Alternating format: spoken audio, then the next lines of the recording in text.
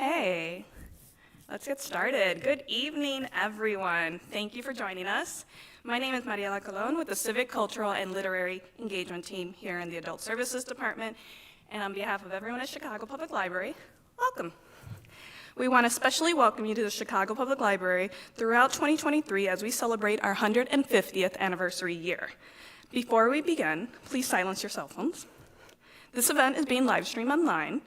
After our lecture, we will take questions pertaining to the content at the microphone in the front of the stage, but also from our online viewers.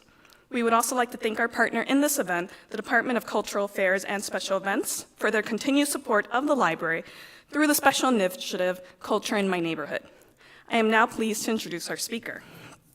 Chicago historian Dilla, as he is affectionately called, is a fascinating blend of modern historian, cultural worker, and public employee. Dilla has become a Chicago social media sensation by going viral on TikTok. His 60-second history videos on everything Chicago have been viewed over 8 million times, and he has been featured on all matter of Chicago media and has also appeared nationally on both The Today Show and The Kelly Clarkson Show. Dilla is a proud, lifelong resident of Chicago's South Side. He lives by the saying that everything dope about America comes from Chicago. Through the power of storytelling, Dilla is helping to change the narrative locally and nationally about Chicago's value to the world. He has been named 2022's Chicago Tourism Ambassador of the Year by Choose Chicago, the tourism agency of the city. He is a recipient of the prestigious Chicago Public Library Foundation's 21st Century Award, as well as Stud Terkel's Uplifting Voices recipient. Dilla was voted 2021 Best Chicago Twitter and Best Chicago TikTok pages by Chicago Reader magazine.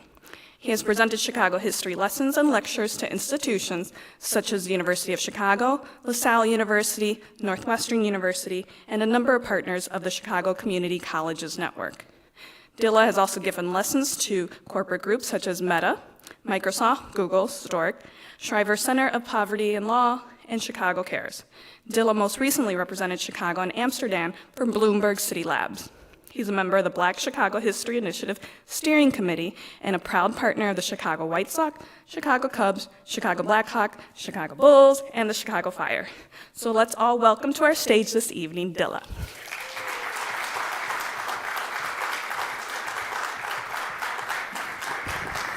I legitimately begged her not to read the bio.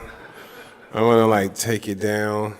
I want to get them to wipe it off the internet. It's such a embarrassing thing, but I'm really, really honored to be here. Spent a lot of time in this amazing building, the Harold Washington Library, doing research as a student, just regular research as just a history nerd. My dad was a Chicago policeman for 32 years here in Chicago.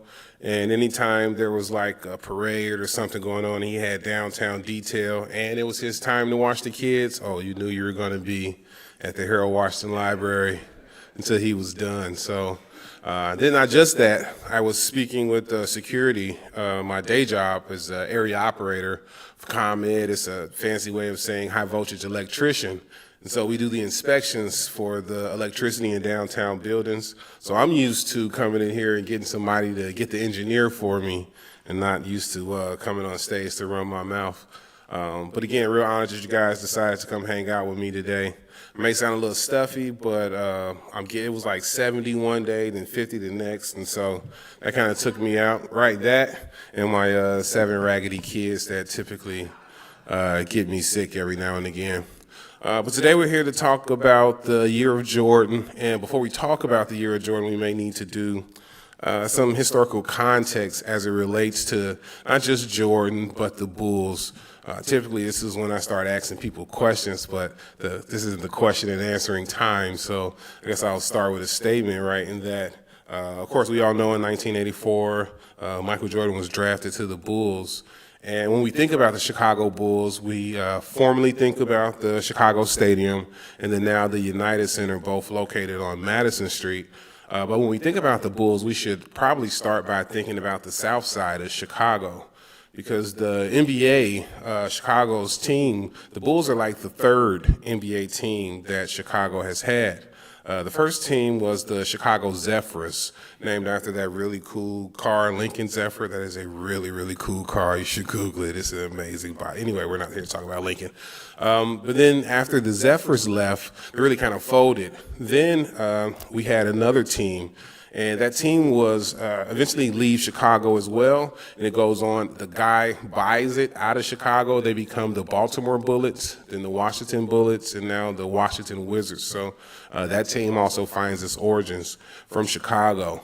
And then at the International Amphitheater, on what was formerly the International Amphitheater on 44th and Halsted, is where the Chicago Bulls played their first three seasons. And that's where they get their names from, because a couple blocks north of 44th and Halsted is the Chicago Union Stockyards. And because we formerly butchered millions of cattle, sheep, and pigs there, they took the name Bulls in honor of the cows that we formerly butchered there. You know, Carl Sandburg said that we're the hog butchers of the world. And so then after their third season, they move to the Chicago Stadium. And they become the Chicago's West Side team, as you will. I was just talking to the guy in the back, and I was saying, man, I wonder how much a Lou Hudson jersey would be worth today if someone can find it. Because he's the original 23 for the Chicago Bulls. He wore the number before Jordan, and he wore it for like 10 years. And he was a decent player. He played in the ABA against people like Dr. J and others, had a really good collegiate career. We would have been sort of fine if we left him as our representation as a number 23. And then another guy who means a lot to Chicago, in fact, he was just enshrined in baseball's Hall of Fame, is number 23, Ryan Sandberg. And Ryan Sandberg comes to Chicago in 1982. And a lot of kids, particularly because of WGN radio, were Cubs fans, even on the South Side. Today I'm a Sox fan, but in the 1980s I too was a Cubs fan, and that's because there was, I'm an old guy, there was only 4 stations that broadcast nationally, and that was NBC, ABC, CBS, and WGN. And so my grandparents, being black migrants who came up from the South and moved to the North Lawndale neighborhood, their connection to the rural South was WGN and WGN radio. And so them being connected to their roots, they were Cubs fans because that was the only baseball that you can see and hear. And so I was the biggest Ryan Sandberg fan ever. Rhino played shortstop. He could do everything. And the White Sox wasn't that good in the 80s other than Carlton Fisk. They really, really stunk. So a lot of guys in my neighborhood also were Cubs fans. And that was the 23 that we wanted to be like Ryan Sandberg. And then 1984 came, and the Bulls drafted the number 3 pick in the draft, Michael Jordan. And his impact didn't immediately happen to Chicago. We were just in the back talking about this phenomenon that we call West Loop. I can tell you in the 1960s, 70s, 80s, early 90s, there was no such thing as the West Loop. You can Google, you can look in newspaper archives, you won't find it. What you will find is that we call that place Skid Row.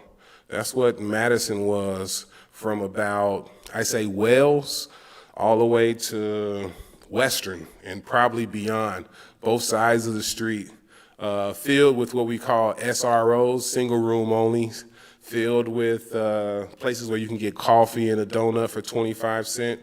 I don't have a better term to use, but what historians would call hobos loved Skid Row. In fact, on Skid Row, there was a place called Hobo College. It was a real thing, like a guy established a building and turned it into Hobo College. And they would teach the houseless homies how to properly panhandle, how to hold your hat out at a certain distance without encroaching on a person's personal space, how to properly jump the rails, what time of year you should come to Chicago to be set up and established and then camp by the winter. All of that was taught at Hobo College. And that's what Madison Street was known as before Michael Jordan. And then he started playing. He started, scoring a lot of points, and it wasn't a lot of winning, but his tenacity started to be felt and recognized across the city of Chicago. And it didn't just change the landscape of sports, it changed that neighborhood. Because again, there was no such thing as West Loop. There was no fancy condos on Des Plaines. What we refer to today as Haymarket Square was a meatpacking place where folks packed and cooked meat, and you would go down there to buy your bags of chicken for barbecues and things of that nature. And Michael Jordan, he changed a lot of that. And then the 80s happened, and we had our battles with the Detroit Bad Boys. Then he finally broke through, and I would say that's when finally the impact of Jordan happened. One of the things he did was he changed fashion. I'm wearing a pair of Jordan 1s right now that my dad would have never paid for. $65 for a pair of gym shoes? Are you crazy? It would have laughed me out the room. One time I saved money to buy a pair of Jordans. I shoveled snow, I raked the leaves, did every chore in the house, washed every dishes. Some of you young folks, you guys have this thing called a dishwasher. I was the dishwasher in my house. I had really soft, nice hands, though, because of all the suds I busted. And then I finally came up with the $85, and so I asked him to take me to the store. We went to a place called City Sports, and once we walked in, he saw the price. He still didn't let me buy them, even though it wasn't even his money. Thought we could find something better to do with $85. But nonetheless, not only does Michael Jordan change the landscape of Chicago sports, but then he changes the way that we dress. When Nike, we were an Adidas town here in Chicago. We were Adidas town partly due to Run DMC's song, but also a number of the basketball players either wore Chuck Taylors or they wore Adidas. And because we sit in the middle of the country on the West Coast, they wore a lot of Chuck Taylors. And so we gravitated a little more to Adidas. And then this Jordan's winning spurred on not just civic pride, but it started to bring on innovation. And then his winning also inspired another, we'll say, temporary Chicagoan to anchor themselves as well in what we now call the West Loops. And that was Oprah Winfrey. Oprah Winfrey was looking at several locations for Harpo Studios. She was looking in the downtown area. She was looking at Uptown. She was looking on the South Shore neighborhood. But because of the winning that was starting to happen, right, once the Bulls started winning, then a lot of sports and sports writers would spend more time on Madison Avenue. And because of that, the restaurants would start to populate. And so that started to bring more people over there. And so when she arrives in Chicago, it makes sense to establish herself in a neighborhood that's on the up and coming. And so it's not just the year of Jordan, but I say the year of Oprah too, because Harpo Studios certainly changed the landscape of the West Side. Today we don't even call that area the West Side. It was pretty much exclusively called the West Side before really the early 2000s. And it also has a lot to do with the impact of Michael Jordan. Now, some of the things, I'm a very practical person, so we won't skip over some things. One of the things that Michael Jordan does in this city is he reignites how important African Americans are to sports.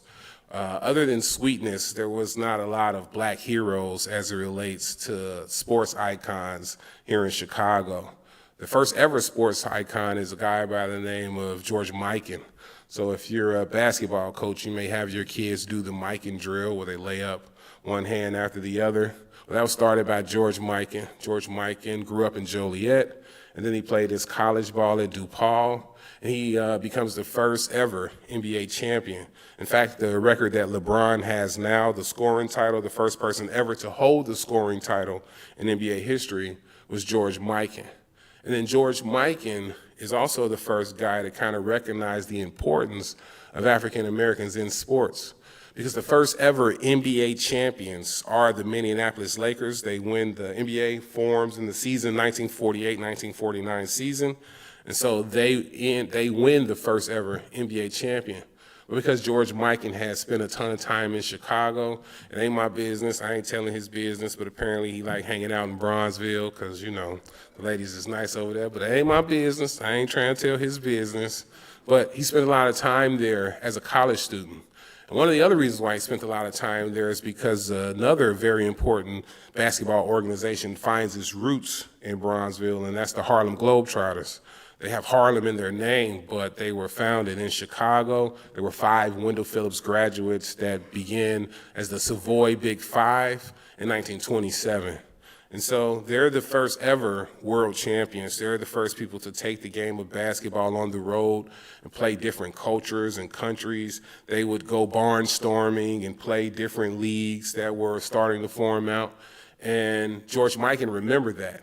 And so when the Minneapolis Lakers win that first NBA championship, George Mikan convinces his coach to challenge the Harlem Globetrotters to a basketball game. And so they accept, and they have that basketball game at the Chicago Stadium. And with a very last second shot, the Harlem Globetrotters win. And because of that game, the very next year, Chuck Cooper, a person who was playing in that game and a Harlem Globetrotter, as well as several Chicagoans, they start to get drafted. The very next year, the first black person gets drafted in the NBA, and it's because of that game between George Mikan and the Harlem Globetrotters. But then after that, Chicago doesn't really have. Norm Van Leer is a person who was very well respected, but I wouldn't say that he was like a black Chicago icon. We liked Norm during the season, but nobody was running out wearing Norm Van Leer jerseys and gym shoes, right? And so that still didn't change the fabric of things until Michael Jordan and his gym shoes. And on the bad, those who couldn't afford those shoes would start to do things that we all wish they wouldn't for those shoes. Some people would get robbed for those shoes. But on the good, he spurred on so much economy on the South and West Side because a lot of kids my age and older would get jobs for the sole fact of purchasing those Jordan 1s, those Jordan 2s. And then after Spike Lee said it must be the shoes, the Jordan 3s. And what does that do for our city? Well, the guys that went to work to earn money to buy the Michael Jordan gym shoe, well, they had taxes taken out of their check. And particularly in Cook County, probably had a lot of taxes taken out of their check. Where do those taxes go? They go to the neighborhoods, right?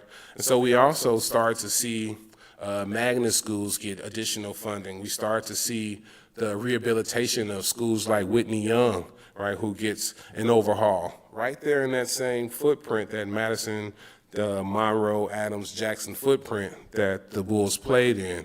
And so I would say that that too is a benefit of Michael Jordan playing here.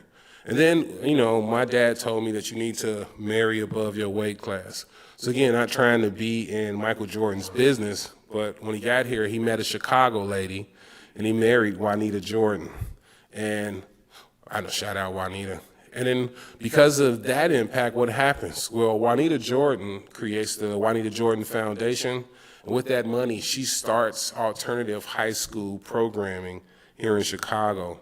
Schools like Benjamin Mays, which is housed inside of Kennedy King College. That money also helps create Olive Harvey Middle College, which is my alma mater, an alternative high school housed inside of Olive Harvey College. And these alternative high schools, today we typically refer to them as charter schools, but because of the small class sizes and because it wasn't a part of CPS at the time, those teachers could be imaginative as how they educated their youth. So places like Benjamin Mays could take their kids out of town to places like Guadalajara, Mexico. They could take them on HBCU tours across various colleges, things that were not happening in CPS at that time. If you went to Julian High School or you went to Morgan Park High School in the 80s and the 90s, most of your prom was paid for by Juanita Jordan. There's, I can't think of the name right now of the church, but it's on 115th and Vincennes, and it got done over because of the funding of Juanita Jordan. Well, Michael Jordan was the guy playing the ball and bringing home the bucks, and so I would say that that also is a part of his impact too. His impact inspired, formerly a lot of kids wanted to play baseball. They wanted to be Kirby Puckett, another Chicagoan, right? They wanted to be Hank Aaron. Well, then once Michael Jordan started to play, that brought on basketball. And what that did was that started to make things safer, because during his era, we were in the middle of the crack epidemic and on the tail end of what most historians call Reaganomics. And so there was a lot of despair in these communities. There was a lot of blight and disinvestment. The schools were overcrowded. Schools were not properly funding. We were just getting on the other side of Willis wagons. But the inspiration and hope that Michael Jordan brought to neighborhoods and ethnicities all across the country, right, but particularly here in Chicago. My dad said he had never in his life seen an Asian American with a basketball until Michael Jordan started playing. But what did that do for our city? Well, the homies from Chinatown, which is on the one side of Cermak, on the other side with the Dearborn Homes and the Ickeys and other Chicago housing projects, well, they would play ball together. And that's a major benefit for our city, because then they can start to share resources with each other. Because sometimes we refer to Asian Americans as the silent minority here in the city, but they too had needs that were not always being met by those in charge in our political offices. But just playing basketball on the parks, playing basketball on the campus of the various schools that you can find on State Street and the various parks that you can find on State Street, or the Asian American mothers would go to the park to see their kids play ball and to watch over them. And now they're having conversations with the black mothers who are also out there watching their kids. And then now they're learning about resources. They're learning about community health stations where they can take their children for free checkups for school and, tetanus shots and all these other things. All of that is an impact brought to us by Michael Jordan. But then he brings a spirit of entrepreneurialism to the 47th Street, particularly off of Lake Park and other stores. I mentioned City Sports. All these stores start to pop up with the sole purpose of selling his shoes. And while you too may agree with my dad and think that they were overpriced pieces of leather, what it allowed for was the people to become entrepreneurs. There's a guy in this city by the name of Don C. He's a world-renowned fashion icon, and he finds his origins and repurposing old Michael Jordan sneakers and giving them a different flair and selling them to his friends. And that gave him a platform. And from that platform, he goes on to be the manager for Kanye West. And it really helps break Kanye West because he helps connect him to people like No ID and others who really changed his career. Old Kanye, not new Kanye. I'm talking about the old Kanye. I'm not saying nothing good or bad about new Kanye. I'm talking about the old one. Right, but that is also a byproduct of Michael Jordan. I know if you've ever watched Mad Men, you think that all those ads come from New York because that's where they said it. But Jolly Green Giant and Flatter Friendly Skies and Stay Puft Marshmallow Man and so many others come from the Leo Burnett ad agency, which is located right here in Chicago. And then when Michael Jordan becomes this global phenomenon, this icon, so many other advertising agencies get a chance because of how well Jordan was doing on the court. That started to give people like Tom Burrell a chance to advertise off the court. And he started to get the contracts of Gatorade and McDonald's. And then what did that do? Well, because here in Chicago we have this burgeoning arts community with blues players and jazz players, when they're not on the road, they become jingle writers. And so they too are able to propel their careers. One of those jingle writers was able to write jingles and sing jingles and have a sustaining career. And so when her son was offered $2 million to sing the singing parts on the original Lion King, she was able to tell him no. Just take the small portion and take residual payments from singing Hakuna Matata.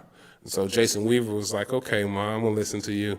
And he hasn't had to really work unless he wanted to since. But all of that is also a byproduct of the Jordan era. So many things change. In fact, we get the United Center because of the Jordan era. We were in no rush to knock down the Chicago Stadium, despite its condition. The Bulls were not winning in that manner to afford to help rebuild any kind of stadium. But because Jordan starts winning, it does get rebuilt. Look at all the commerce that happens in downtown. But not just that, when it first started winning, we were in the early 90s. We were having a real bad gang problem. I know we like to think that Chicago's this violent place today. It was way worse in the 1990s. By the numbers, you can look them up yourselves.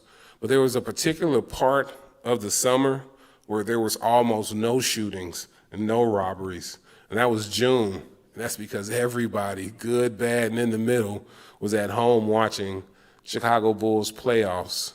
I had never been to Palos Heights to learn that we had a burgeoning Arab community there.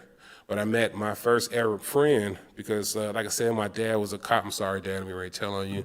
And so in the 90s, cops could go to the Chicago Stadium and just show their badge to the Andy Frayne dude, and then he let your kids in with him. You probably wouldn't have a seat. You'd be standing up the whole entire game. Well, who cares? You was there watching Michael Jordan play playoff games and dunk on fools. And so there was another cop who lived on the outskirts of Chicago, but his family lived in Palos Heights, and his kids were standing next to my dad's kids, and we got to talking, and I learned about their particular struggles, right? And that's all because that Michael Jordan was winning, and that impact that the Bulls, and particularly Michael Jordan, had on Chicago. And when I think about 23s, we've had a couple nice ones. Devin Hester was number 23. He's probably the greatest return man in the history of the NFL. And I'm sure a lot of choosing that number has to do with the 23 that Michael Jordan wore. A lot of Ronnie Fields wore number 23 for Farragut High School. Ronnie Fields and Kevin Garnett playing for Farragut, they're ranked as one of the best high school teams of all time. And they were chasing the legacy of Michael Jordan. And Michael Jordan's PR people wasn't the greatest in the 1990s because, I almost called Mr. Scottie Pippen by his nickname, but this is being live streamed, so I'm not going to call him what Chicagoans call him. But Michael Jordan never had that moniker. Everywhere he went, people adored him. All the doormen got really large tips. What did that allow for them to do with their families? Michael Jordan opened a restaurant in what was the last remaining power station downtown, the building still standing today on LaSalle Street. But the original purpose of the building was a power station that pulled cables for the streetcars when we had those downtown. So not only did his restaurant employ maitre d's and waiters and chefs, but it also preserved the Chicago landmark because the building is still standing today. All of that comes from Michael Jordan.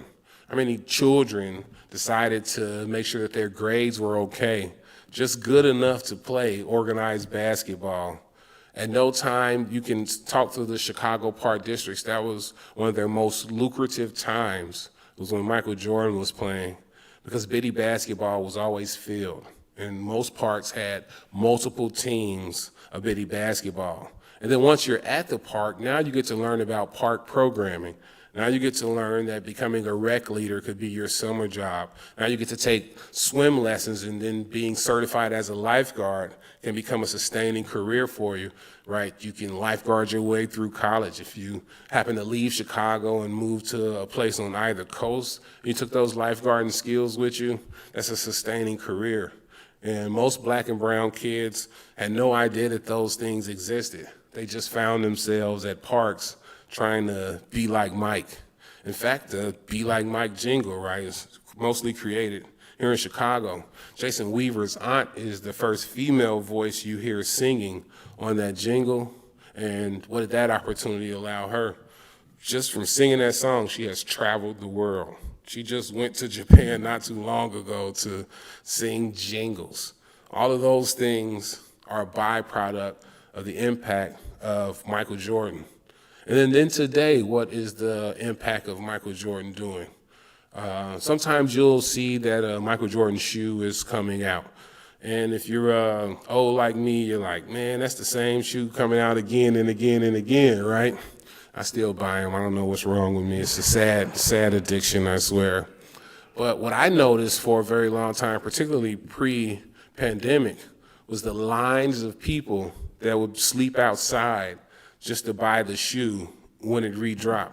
They were mostly not buying them for themselves. They were buying them to sell them online to people in China, to people in Japan.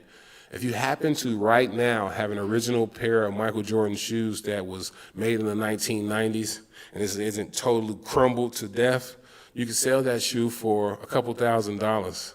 I had an original pair of what we in the sneaker world call Jordan Breads. It's the Jordan 11 all black shoe with the patent leather. And I bought them in 1996, and my mother, bless her heart, put them in a plastic bag and put them in one of those storage things with some mothballs. They didn't smell the best because mothballs are weird smelling.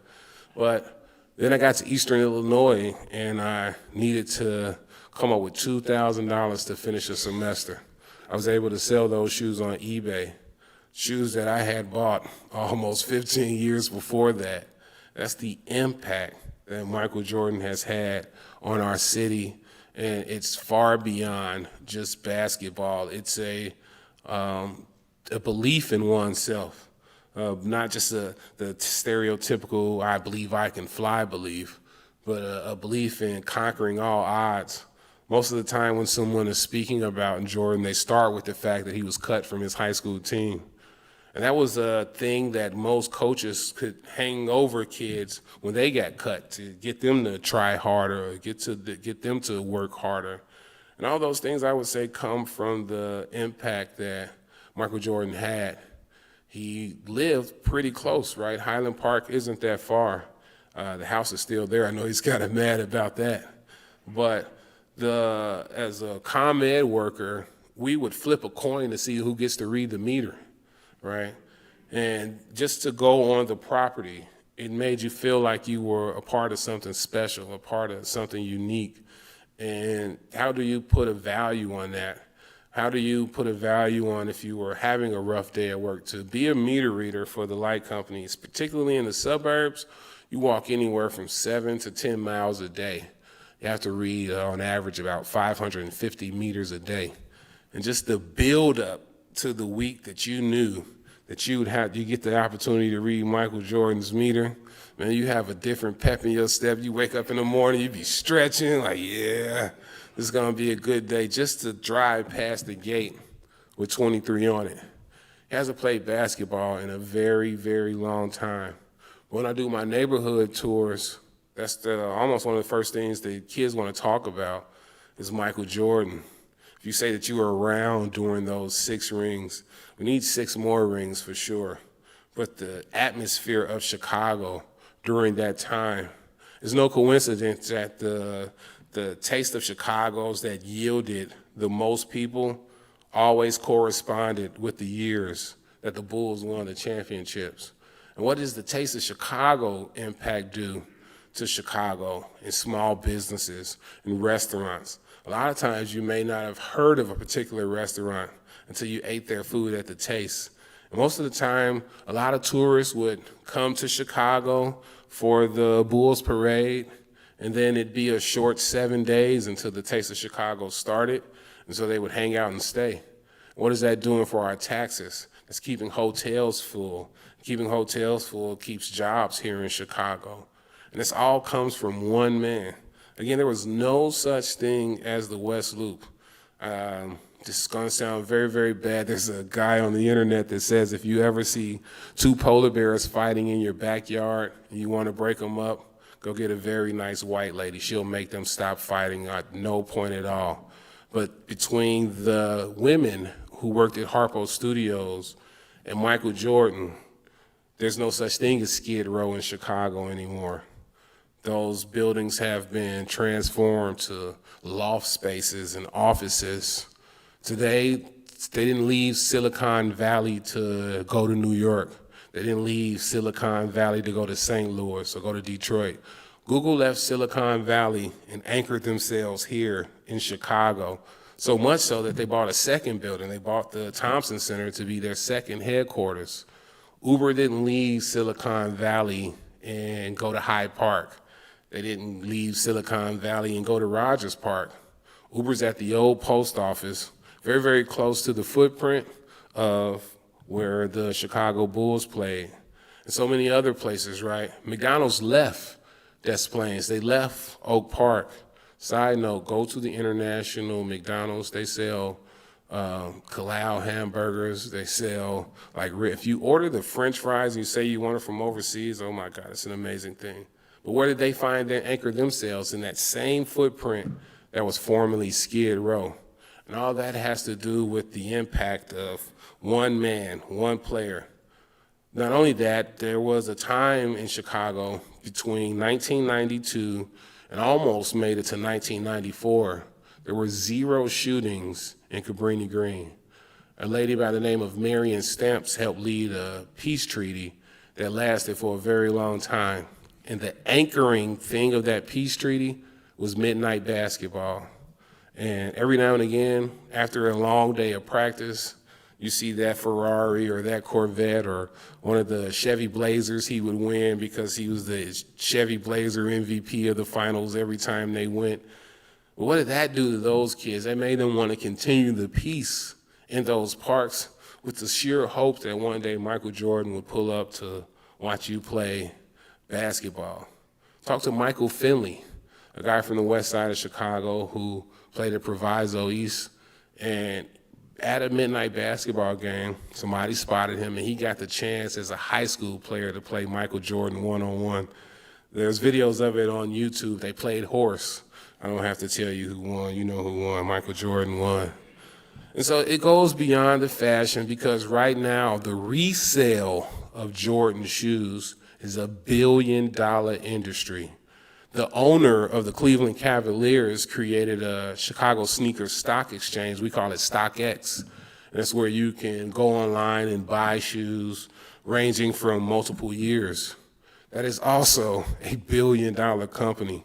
The only reason it's a $1 billion company is because it primarily buys and sells Michael Jordan shoes. Bobby Simmons, who's a Chicago native, he played at Simeon, had a really nice basketball career. He's sustaining himself right now with a store that's on Michigan Avenue called Success, and they sell Michael Jordan shoes and apparel. There's so many people who that's their small business. So when you see those kids in line, a lot of times they're funding their college, they're funding their books, they're able to pay bills, they're able to help their family, all from the resale of shoes. They're not reselling gold nuggets, right? They're not repurposing MacBooks. They're selling shoes, something that's gonna walk through God knows what, particularly my kids' shoes. But all of that comes from the impact of one guy, Michael Jordan. A lot of times it was mentioned that Mr. Michael Jordan didn't give back. Well, at one point, up to maybe about 2014, 40% of all black CEOs that had worked at any Fortune 500 company has got their way up there working for Michael Jordan, working for Jordan Brand, working for him when he was the part owner of the Washington Wizards, working for him when he owned the Charlotte Hornets. Look at Bubba Wallace right now and what's going on with Jordan NASCAR. Just Jordan implementing himself in NASCAR has helped diversify NASCAR. It isn't lost that one of the reasons, the first ever American car race happened here in Chicago, Thanksgiving Day, 1895. They raced from Jackson Park to Evanston. It took 7 hours, but they finished the race. And then NASCAR came back. And part of the reason NASCAR came back to have that first ever street race is because Michael Jordan owns a NASCAR team, and they're looking to diversify their sport. And him and Bubba Wallace did that in a couple years more than any other racers who have attempted it. All that's the impact of one guy. There are countless YouTube channels where people are able to earn sustainable livings off of ad revenues and all they do is try on the newest Michael Jordan sneakers. They call it an on-foot look. And all that comes on the backs of one man. And so to try to discuss his impact in the year of 2023 is a really, really hard thing to do. I know what I feel anytime I put on a pair of Jordans. I have a rush of so many memories, a rush of my dad saying no. Sometimes when I go visit his gravesite, I make sure I have on some Jordans, like, hey, bro, I could buy what I want now. I'm a grown man. But the thought of being able to work hard and buy the thing you want, I get that feeling when I put on a pair of shoes. My wife knows that the kids are going to have a real great day when the FedEx or UPS truck pulls up. There's a new size 13 pair of shoes. I have to hide them nowadays because she says I have too many. When I got invited to Amsterdam to celebrate, I bought a pair of Jordans. The honor of my life was I was able to speak at Yad Vashem, which is the International Holocaust Museum. And you know what I had on my feet when I told the story of the Black liberators in one of the most sacred spaces on this earth? I had on a pair of Jordans. I tricked my wife into marrying me. She shouldn't have married me. She should have married somebody way better. But if you go on any of my social media pages, you'll see that in 2021 we had a vow renewal, and me and all the kids, we had on Michael Jordan shoes. So his impact isn't just on basketball, it's changing families. Hey, thank you very much. We'll take these questions now.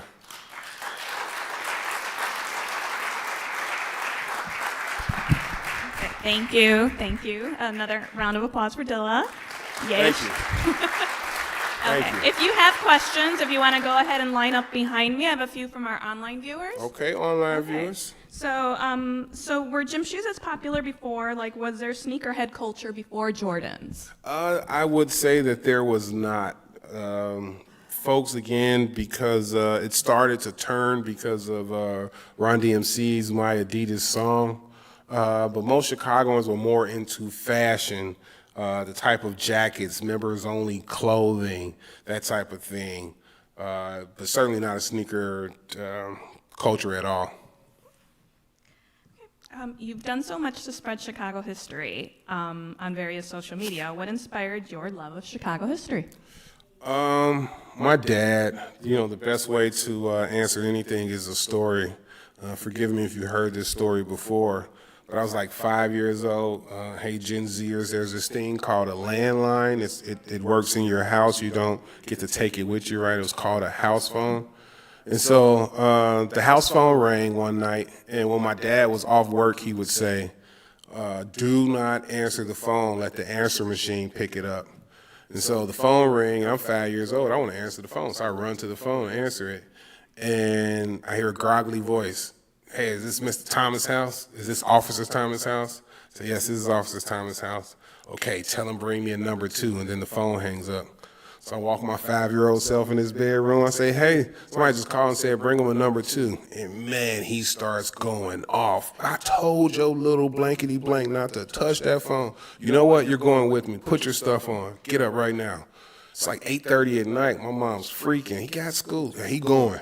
So now we're in the car, and now we're in the KFC drive-thru, and we're getting a number 2. So I'm like, why did they call my house for a number 2? Then we drive some more, and next thing you know, we're at the house of Mayor Harold Washington. And my dad was part of Harold Washington's mayoral detail, and he lived the closest out of most of the guys. And so the mayor called him when he got hungry. And that's why my dad didn't want the phone answered. And when you're around people that make history, they talk history. And so sitting in Harold Washington's basement, he asked me who was Oscar DePriest, and I didn't know at the time. So not only did I get in trouble for answering the phone, now on the ride back, I didn't embarrass the old man.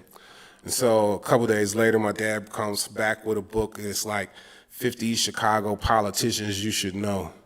And so fast forward, it's 1992, and we're back in his car, a different car. There's a lady sitting in the front seat. We're on our way to Sherman Park. And I'm supposed to call that lady candidate Carol Mosley Braun. And she was running to become the first black woman senator ever. As luck would have it, she breaks the cardinal rule of touching the radio in the Chevy Celebrity. And when she turns the radio down, she turns around and she says, "Hey, young man, do you know who Oscar DePriest is?" And I had been down that road before, so I said, "Yes, ma'am. He's the first black person from Chicago to serve in Congress. And when he was there, he was the only black person." And she was like, "Good job." And out the corner of my eye, I caught my dad go, "That's my boy." And so from that moment on, it was Chicago, everything for me. So we've talked a lot about Jordan's impact. He had a lot of help getting those championships. Has there been any other sort of philanthropic efforts made by other Bulls like Pippen and Kerr and stuff like that? See, we're gonna stay positive. I don't, Pippen came from very rural Arkansas, and he had a huge family. And so I don't want to be unfair and say that he wasn't philanthropic in Chicago. What we now know, hindsight being 2020, is he had a lot of folks he supported. So that's maybe where his money went. What we do know is that B.J. Armstrong goes on to help mentor Derrick Rose, and he at one time serves as Derrick Rose's agent, and he teaches Derrick Rose to make sure he includes his family in those contracts. Right now, Derrick Rose's brother is still getting a salary from Adidas off of the advice of B.J. Armstrong. And then I would say others after that team followed suit very much. Joakim Noah hasn't been in Chicago in a long time, but his presence is still felt here every day. In fact, I just got an email from Luau Dang. He wants to take a group of kids from his organization that is still active in Chicago on a neighborhood tour. So I think that his legacy of philanthropic endeavors is still continuing. Okay, if there's any questions, please come down. Having studied Chicago history yourself, if you can go back in time and meet any Chicago athlete, who would you pick? Dang, that's tough. It's a lot of cool people. You got to go sweetness, though. Walter Payton was a phenomenal person. If not Walter Payton, then maybe like Gale Sayers. I would have wanted to meet young Dick Buckus, but I understand he would eat you, and so I was a little afraid of him. Okay. If there's any other questions, last question. If you can predict what future Chicagoans will remember about 2023's history, what would it be? Man, I'm trying not to be honest. I hope history remembers that we figured out a way, and what started in 2023 with the migrant thing going on. I hope that history sees that we handled it with care and with unity, and we didn't allow that issue to divide us as a city. We may not agree with how we should handle the issue, but I hope we all agree that we need to handle it, and that we need to handle it and move forward together. And I think that's a huge thing in 2023. And then I hope that the Bears win the rest of their games in 2023. Okay. Thank you. All right, is that Ed? Do you have a question? Nice to meet you. Nice to I meet want you. to know what's your favorite Jordan shoe, like the number. My favorites are Jordan 5s and Jordan 4s. Jordan 1s look the best, but they even Jordan will tell you that you got about an hour and a half in some Jordan 1s before your feet start talking to you. Wow, I love some 13s too, yeah. Do you have a question? Any more questions?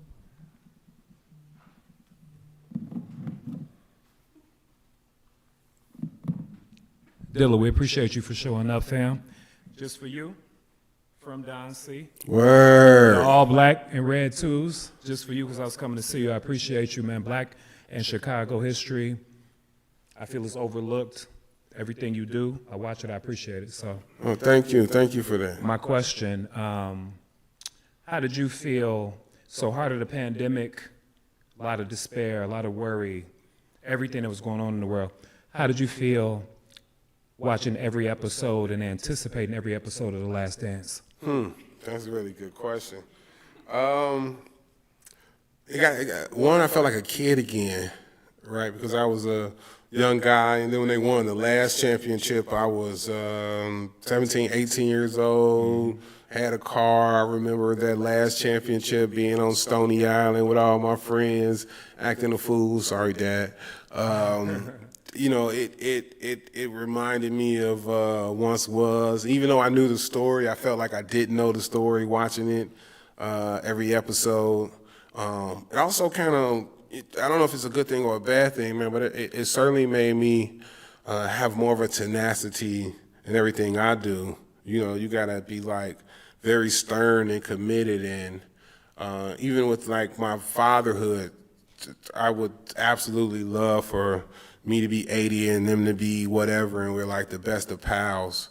But if my stern and focus makes them the best of men and women, and they don't like me as much because of that, I'm gonna be cool with that, so long as they're living very awesome and productive lives. And I picked up some of that, like watching Jordan and how he interacted with his teammates. And again, hindsight being 2020, most of them appreciate it now.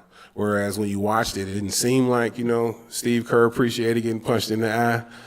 But now look what Steve Kerr does. He won championships from that black eye. From that black eye, he's still winning them right now. Period. Yeah, thank you. Love. How you doing? I was wondering, is it possible that I could get tickets or to the Bulls or a discount or something? I don't have the authority to give you the tickets, but I'll give you my card and I can give you some tickets to my neighborhood tours. Okay, that'd be All fine. right, word. Okay. Thank you. Okay, so that's it. We want to thank Dilla, the urban historian, for tonight's wonderful lecture, celebrating everything that's great about Chicago. Thank you, and have a good evening. Thank you.